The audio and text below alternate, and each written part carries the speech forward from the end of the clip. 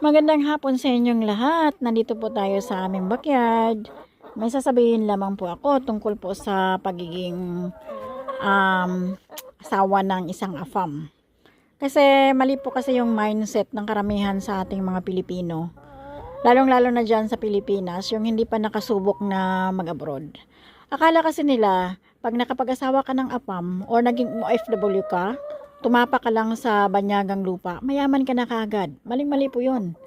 Eto, ang topic po natin ay tungkol po sa pagiging asawa ng AFAM. Akala ng iba, mayaman ka na talaga. Hindi po ganun yun. Hindi po madaling maging asawa ng AFAM. Marami pong AFAM. Lalong-lalo na yung dito sa Western. Hindi naman lahat ng dito sa Western.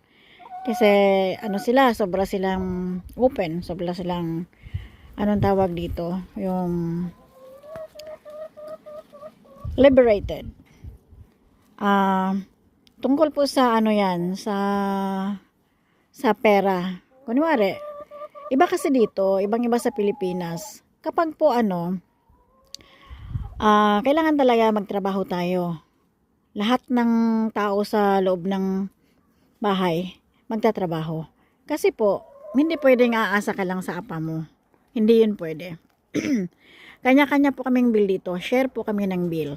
Kunwari, yung asawa mo magbabayad sa water, ikaw naman magbabayad sa kuryente, yung ganun. Tapos sa grocery, hati din kayo.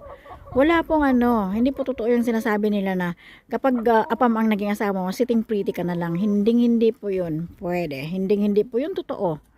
Kasi po, kahit sumubo kayo dito, para makita niyo talaga kung ano talaga ang kalagayan ng mga nakapag-asawa ng apam.